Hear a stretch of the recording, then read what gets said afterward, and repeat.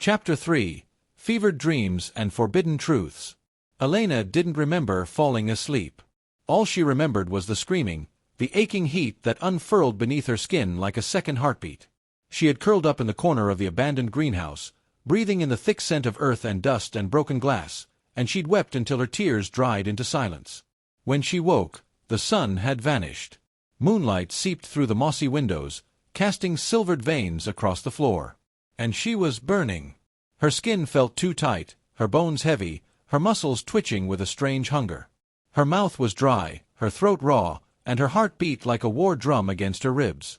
She clawed at her silk blouse, suddenly too hot, and stumbled to the rusted sink at the far wall. The mirror above it was cracked, but her reflection still stared back, except it wasn't her. Her eyes glowed. Faintly. Gold-flecked. Ferocious. She backed away. No. No, no.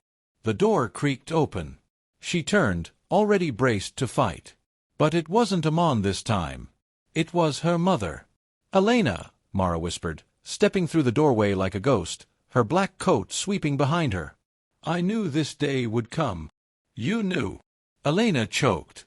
"You knew what I was. You let me grow up thinking I was normal." "I was trying to protect you," Mara said softly, approaching with cautious steps. "Your father, he didn't want you to know.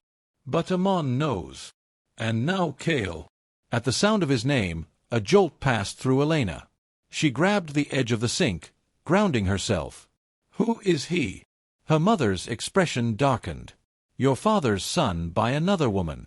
A pack leader's daughter. He was born in the bloodline, but he was cast out." "Why?" "Because he couldn't be controlled." Elena pressed her hands to her temples. "This can't be real. This can't be my life. I was going to study abroad. I had plans, I had." "You had dreams that don't belong in our world," Mara said. "Not anymore. I didn't ask for this." Her mother crouched in front of her, her hands firm on Elena's shoulders. "None of us did. But this is who you are. You can't run from the moon. You can't run from the bond." "What bond?" Elena asked, almost afraid to hear the answer. "The pull you feel," Mara said. "The heat. The aching.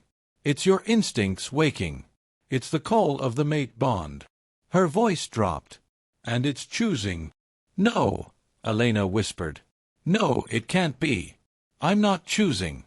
I don't want this. But it's already begun. Amon is drawn to you. Kale too. They're circling you, Elena. The bond has seen your blood, and it wants to tie itself to power." Elena's breath caught. Her body throbbed with energy, with hunger. And somewhere deep in her heart, she realized, she had felt it too. Not just lust. Not just attraction. A pull. Her mother's voice trembled. "You must choose wisely." A gust of wind shattered one of the greenhouse windows. Elena ducked. Her mother stood, poised like a soldier. A shadow appeared in the doorway. Kale. His eyes locked on Elena's, intense and gleaming like moonlit steel.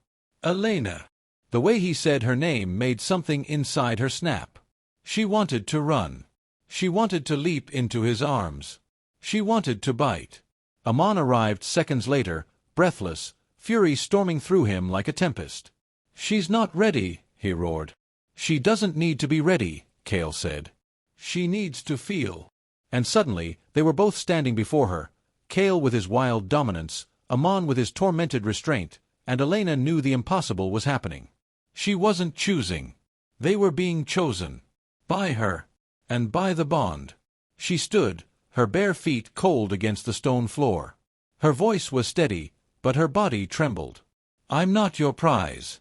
I'm not a toy to be pulled between two wolves in heat." Amon stepped closer. "You're mine, Elena. The moon told me the moment I saw you. I'll fight him to the death if I have to." Kale's jaw clenched. "I've waited too long to be cast aside again. I'll burn the bond itself if it means I get to keep her." Elena stepped back, her heart slamming in her chest. "Then don't make me choose yet," she said, her voice sharp. "Because I'll choose neither of you." Silence filled the greenhouse like smoke. And then Kale did the unthinkable. He walked to her slowly, brushed his lips against hers, just a whisper of touch. Soft. Tormented. Deep. Her lips parted, the bond flaring like a star inside her, and she kissed him back. Until Amon yanked him away and threw him against the greenhouse wall with a thunderous crash. "You don't get to touch her," Amon snarled. "I already did," Cale grinned, blood at the corner of his mouth. "And she let me." Elena screamed, the sound laced with something ancient. Something shifting. Chapter 4. The Beast Within. The air in the greenhouse pulsed with danger. Glass tinkled as shards from the shattered window fell to the floor. A gust of moonlight bathed the room in silver, and beneath its gaze, Elena stood trembling, not from fear, but from something deeper. Wilder. Her blood burned. Her bones ached. Her heart beat in an ancient rhythm that was not her own. Amon's chest heaved, his muscles coiled with fury as he stood over Cale, whose grin bled defiance. The scent of adrenaline and wolf musk thickened the space between them, almost tangible. Elena took a step forward. "Enough!" she cried. But neither moved. The two men, two wolves, remained locked in a standoff, each radiating power, possession, and barely concealed need. The tension threatened to rupture the air itself. Then Amon turned to her, his eyes glowing golden, fangs barely peeking from his parted lips. "He kissed you," he said, voice hoarse, broken. "You let him." "I didn't let him," she snapped. "I didn't stop him." "That's not the same." Cale wiped the blood from his lip, still smirking. "She tasted like fire and honey. You never had the courage to try." Amon lunged again. But this time, Elena moved faster. Her body surged with unnatural speed. Her arms outstretched, palms flaring with energy, she shoved Amon back, not with human strength, but something else. Something feral. Amon flew across the room, crashing into the old potting bench. He groaned as he stood, stunned not by the impact, but by the sight of her. "Elena," he whispered. "You're shifting." She backed away, gasping. "No, no, this can't be happening." Her fingernails lengthened into claws. Her vision sharpened. The pain in her chest blossomed like fire. She fell to her knees, choking on a cry as the bones beneath her skin seemed to warp, shift, demand release. Cale stepped toward her, his cocky expression gone. Now his voice was reverent, low. "She's turning under the moon," he said. "The first shift. It's starting." "No," Amon growled. "It's too soon. She's not ready. Her body will break." "She's stronger than you think," Cale said, his eyes never leaving her. "She was born of two alphas. She's meant for this." Elena screamed as her spine arched, the pressure unbearable. Her skin glistened with sweat. "Make it stop," she sobbed. "Make it stop." Cale knelt beside her, gripping her hand. "Don't fight it. Let it happen. Trust your blood." "I don't want this," she gasped. "Yes, you do," Amon said from behind her, his voice gentler now. "You just don't know it yet." The two men, kneeling on either side of her, placed their hands on her arms. "Not claiming. Anchoring." "You're not alone," Cale murmured. "We're with you," Amon added. The transformation slowed. Her breaths calmed. The searing pain receded like the tide. Her bones stopped reshaping. She collapsed forward into Cale's arms, shivering. And then the night grew still. "You stopped it," she whispered. "No," Amon said. "You did." Cale brushed her damp hair from her face. "You held it back, Elena. No wolf has ever reversed a shift mid-transformation. Not unless—" he paused. His eyes darkened. "Unless they were fighting the bond." Elena pulled away, her gaze flickering between them. "You said I was choosing." "You are," Amon said. "But the bond, it's choosing too." Cale stood. "Which means the longer you deny it, the more it will demand from you." "I'm not a thing to be demanded," she snapped. "No," Cale agreed. "You're a queen in her awakening. But if you don't claim your throne, someone else will."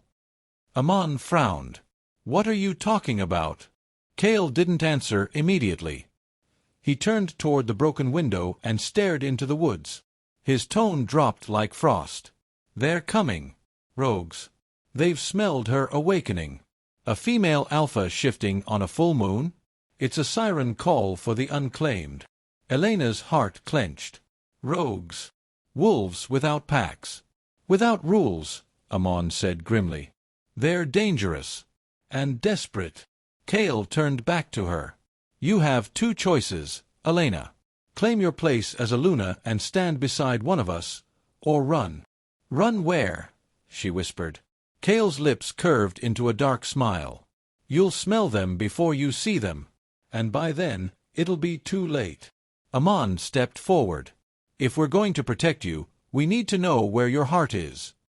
Elena turned away. I don't know where my heart is. Kale came close, brushing her temple with his knuckle.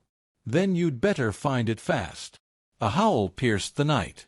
It was not a song of beauty. It was a warning. They were no longer alone. Chapter 5. The Howl Beneath the Skin. The sound echoed through the forest, deep, guttural, and brimming with intent. Not a warning. A promise. Elena froze, every nerve in her body pulled taut. The air turned sharp, carrying the unmistakable scent of something wrong, wet leaves, smoke, and blood. Her instincts flared. Kale's expression darkened. They're close. Amon had already shifted, his eyes no longer golden, but burning like suns. Get her inside, he growled. Now. But Elena didn't move. She stood, despite the lingering ache in her bones, and stared through the broken window toward the woods. Something inside her, the part she had denied, the part she feared, stirred. It rose in her chest, not in terror, but defiance. I'm not running again, she said quietly. Both men turned to her. Elena, Amon said, striding toward her. You're still healing. You don't even know what you're capable of. I know enough, she said, her voice low, steady. And I know I'm not going to hide while others fight over me like I'm a trophy. Kale's mouth curled into something between amusement and admiration. She's shifting all right. Another howl split the night. Closer. And then came the answering cries. Multiple. Surrounding them. Kale stepped to the door and sniffed the wind. 3 rogues. Maybe 4. They're hunting in a crescent pattern. Driving us in. They know the greenhouse is a dead end, Amon muttered. This was a trap. No, Elena said, and they both looked at her. It was a test. Kale raised an eyebrow. You think they're testing us? No, she said, meeting his eyes. They're testing me. Suddenly, Kale yanked off his shirt and tossed it aside. Then let them come. His body shifted with a swift, rippling transformation. Bones snapped and reshaped, black fur exploding along his skin. A second later, a massive black wolf stood where the man had been, its blue eyes still locked on Elena. Amon joined him, transforming just as quickly, his wolf form leaner, tawny, with a scar over one eye. Together, they looked like twin sentinels guarding their queen. And Elena. She stepped outside. The moon poured over her like liquid silver. Her breath hitched as the world became sharper, louder, alive. Her skin crawled, her bones throbbed. The wolf inside her clawed again, but this time, she didn't resist. She welcomed it. She didn't scream as the change came. She surrendered. It was not pain. It was liberation.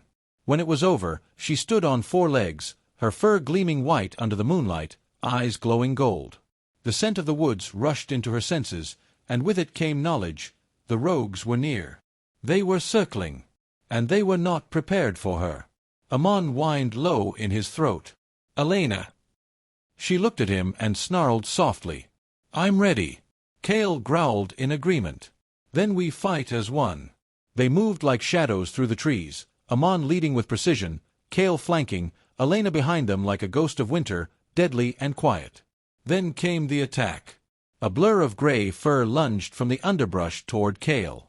He met it mid-leap, their bodies crashing in a whirlwind of claws and teeth. 2 more came from the west.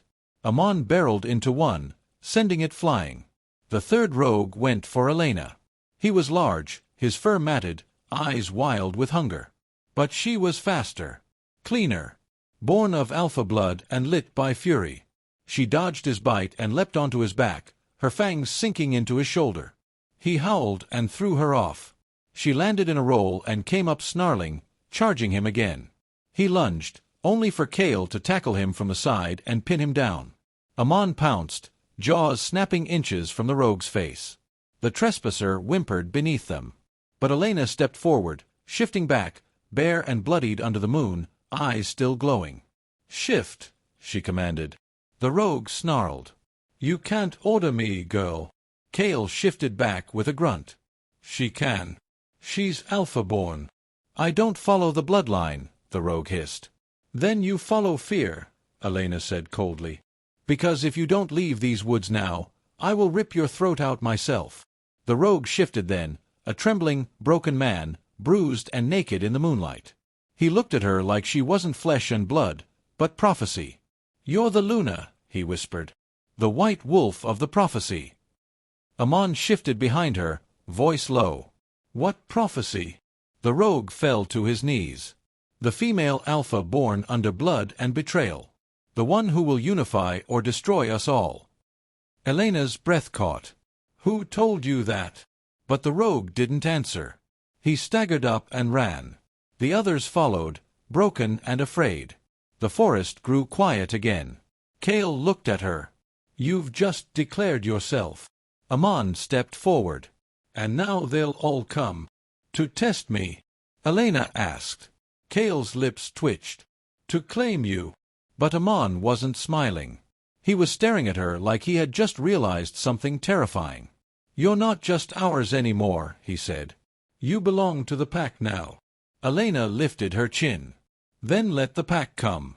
I'll show them what a Luna really is." But deep inside her, she knew the war had only just begun. Chapter 6. Bound by Blood and Fire. Dawn bled across the horizon like a wound. The forest no longer sang with the usual sounds of waking birds or rustling leaves. Silence pressed heavy on the land. Elena stood at the edge of the clearing near the old greenhouse, naked but unashamed, the wind brushing over her skin like a lover's whisper. Her body was sore but electric with energy. The shift had taken something from her, but it had also awakened more. Something inside her had changed permanently. She could feel her wolf now, curled deep beneath her skin, watching, waiting. Behind her, Amon stepped out of the woods, bare-chested, bruised, and solemn. A single line of blood traced his cheekbone, and his eyes burned golden as he looked at her. "You've done it," he said, voice low. "You've made your first kill. You've turned under the full moon. You've made a command a rogue obeyed. That changes everything." "I didn't kill anyone," she said. "But you could have," he replied. "And that's the part that matters." Elena turned to him, arms crossing over her chest. "So what now, Amon? You want me to accept this world where I have to bare my throat to survive? Where violence makes me worthy?" His eyes flickered, storm cloud dark. "You don't bare your throat to survive. You bare it to prove you don't need to." Kale emerged from the shadows next, his lean body marred with scrapes and scratches, but his energy, his presence, undimmed. He looked at Elena like she was the sun and the wildfire all at once. "They'll come soon," he said. "Not just rogues. The alphas. The elders. Your shift sent a signal through the bond line. They'll want to see for themselves the girl who commands wolves without a pack." Elena swallowed hard. "Then let them come. I won't kneel." Kale smiled, slow and dark. "No. You'll make them kneel." Amon growled under his breath. "Don't fill her head with delusions of grandeur. She's not ready." "She's more than ready," Kale shot back. "She's already more than you and I combined. You just don't want to admit it because it scares the hell out of you." "I'm not afraid of her," Amon snarled. "Then what are you so afraid of, brother?" Kale asked with a smirk. "That she might choose me?" Elena's breath hitched. There it was. The question neither had dared speak aloud. She looked between them, Amon with his storm-ridden heart and Kale with his wildfire soul. Two brothers, bound by blood and separated by destiny. And her, caught in the middle, or perhaps above it all. "I'm not a prize," she said softly. "This bond, this thing we're tangled in, it's not love. Not yet. It's instinct. Heat. Proximity. Amon stepped forward, jaw tight. Then let's strip all of that away. Look me in the eyes and tell me there's nothing there. Elena's heart stuttered. She couldn't. Because when he was near, her body remembered. His scent, his touch, the way his voice had broken when he thought he might lose her. She felt a pull to him, dark and deep and buried in years of shared pain and forbidden longing. And Cale, his fire, his feral need, the way he'd knelt beside her mid-shift and whispered not orders, but comfort. He stirred the part of her that didn't want to be controlled, but worshipped. Elena stepped back. I need time. Cale's voice was low, almost wounded. Time is the one thing we don't have, Luna. A rustle came from the trees. A scent, sharp, foreign, filled the air. Not wolves. Not rogues. Something else. Elena narrowed her eyes. We're being watched. Amon's head whipped around. He growled, crouched low. Not just watched. Surrounded. Figures emerged from the trees, dressed in dark leathers, eyes cold, movements precise. Hunters. 5 of them. Armed with crossbows, silver-tipped arrows already aimed. Put your hands up, the leader said. A woman, tall and rigid, with hair like obsidian and eyes like steel. We're here for the girl. Cale stepped in front of Elena instantly. Not a chance. The woman cocked her head. She's unregistered. Her shift wasn't approved by the council.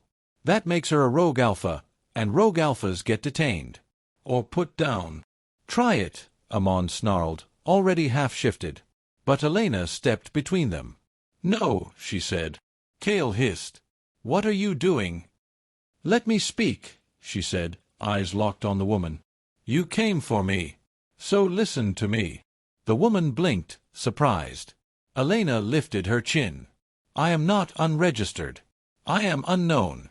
And maybe it's time the council learned that unknown doesn't mean unworthy. The hunter narrowed her eyes. You don't get to make that decision. No, Elena agreed.